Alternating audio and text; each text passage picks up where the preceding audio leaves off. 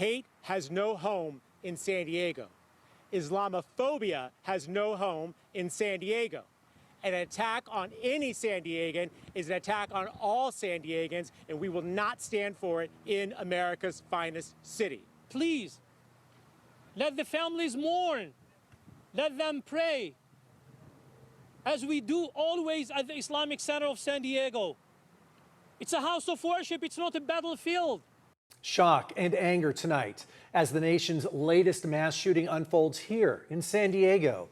5 people, including the suspects, were killed in a possible hate-fueled attack on the Islamic Center of San Diego, home to the largest mosque in San Diego County.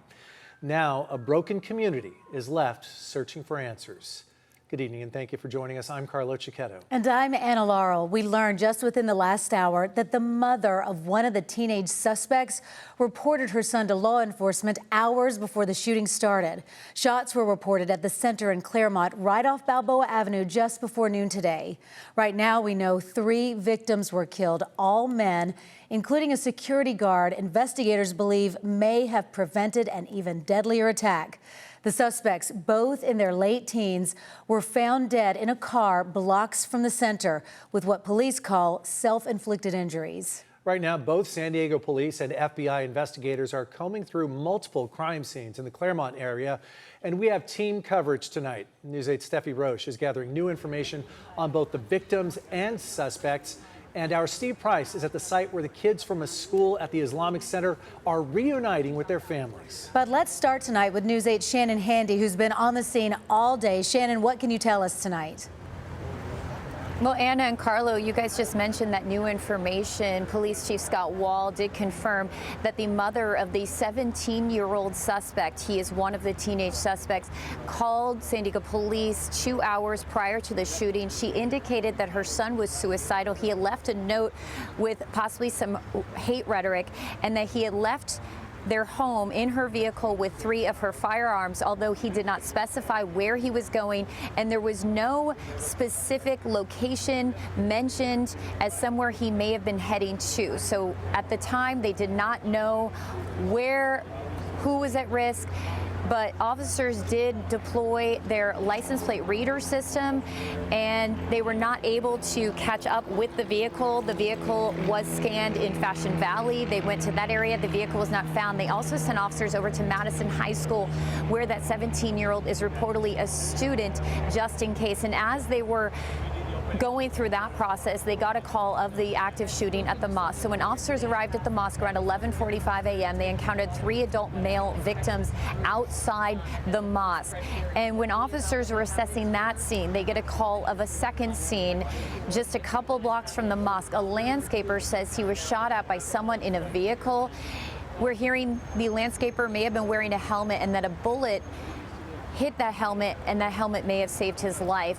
Then there was a third call of yet another shooting, and that is when officers went to a street far from the first and second scenes, and they found a car in the middle of the road with the 2 teenage suspects in from self-inflicted gunshot wounds. We know, again, it was a 17 and 18-year-old. We know the 17-year-old was possibly a student at Madison High School. We have heard reports of their names, but San Diego police have not confirmed it. Now, this story has obviously created a lot of fear, but it's also created a lot of anger, especially within this community. We did hear from the head of the mosque earlier. Here's what he had to say. Let the families mourn. Let them pray, as we do always at the Islamic Center of San Diego. It's a house of worship. It's not a battlefield. Come on. People come to the mosque to pray, to socialize, to celebrate, to enjoy their time together. Obviously, very emotional, very upset. The names of those 3 victims have not been released. We do know that one of them was a beloved security guard here at the mosque. I did mention where the suspect's vehicle was found, just a couple blocks from here, and that is where we find our Steffi Roche. Steffi?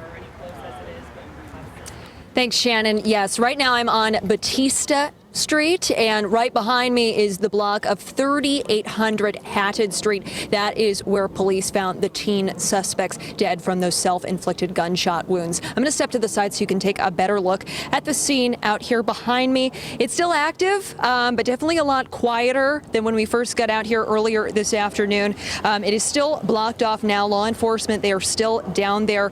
We know the car in question is down there. From our vantage point, we're still unable to get a really clear picture of it. We're not allowed past this caution tape here. So yeah, we don't have a great vantage point, but we do know that the car where the teens were found, believed to be from self-inflicted gunshot wounds, is down there. We can't see shell casings, we can't see markers, but we have been watching investigators going in and out. During the press conference earlier, we did hear law enforcement said there was hate rhetoric discovered when they found the suspects, but they didn't specify. And like I said, police, they're completely blocking off the street from residents. They cannot get through to their homes no matter what. We've been talking to some of them out here. They are incredibly frustrated.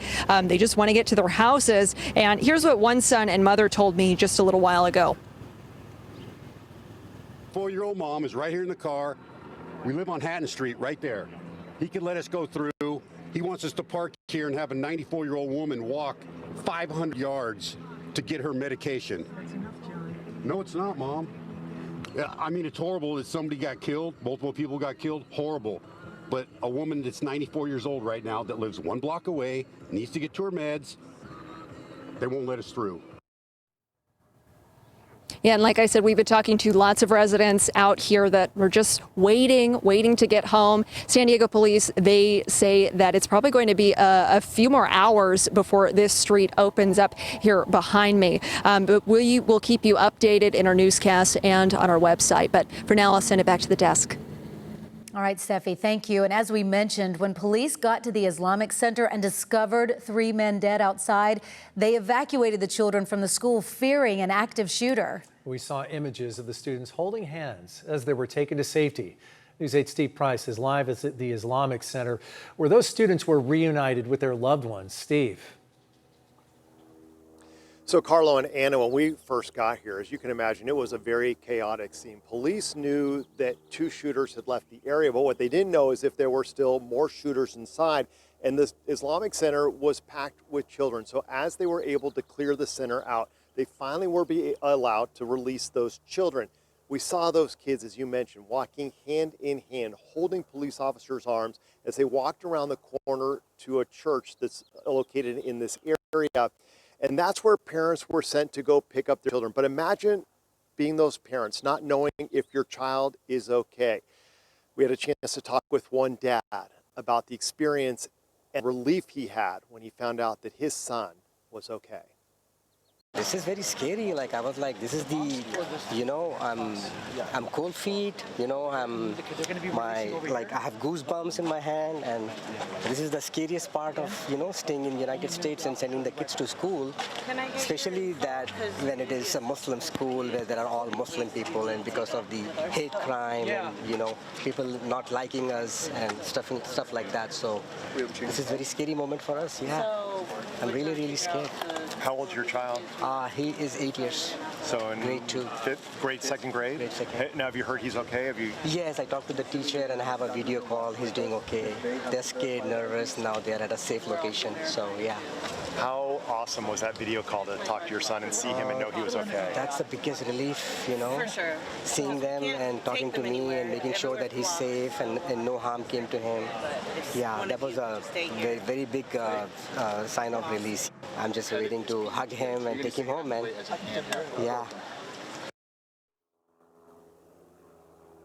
Yeah, a lot of hugs as parents and children were reunited, and kind of adding to the chaos, Anna and Carlo, across the street from that church where they brought all the kids is a charter school that had hundreds of kids, and that was in lockdown. So those parents, they didn't know what was going on, so they rushed to get their kids as well. But a great job of all the educators out here to really keep things calm, and they were very careful to make sure that all the kids had a parent there before they released them. So it could have been a very chaotic situation, but instead it was very calm and orderly. And the good news is all those kids back with their parents tonight. And that is good news. Steve Price reporting live for us. Steve, you've been out there 4 hours. Amazing work today along with you, Steffi, also Shannon, and our Tori Apodaca. Just great work. Thanks, Steve. And you can stay with News 8 for any new information we learn from today's deadly shooting. We'll have the latest on CBS8.com. You can also follow us on social media or download the free CBS 8 app on your phone and TV. Opening statements begin in a high-profile murder case. We've got those details still ahead, plus the calls to protect a valuable resource for San Diego's foster youth. And why Democrat Tom Steyer's campaign for California governor is under investigation tonight. A lot more sunshine in our forecast for today after we did have a cloud cover over the weekend. And as we go into this week, we're going to see a lot more of that sunshine, and we're in store for a warm up by the middle of the week. All those details, they're coming up.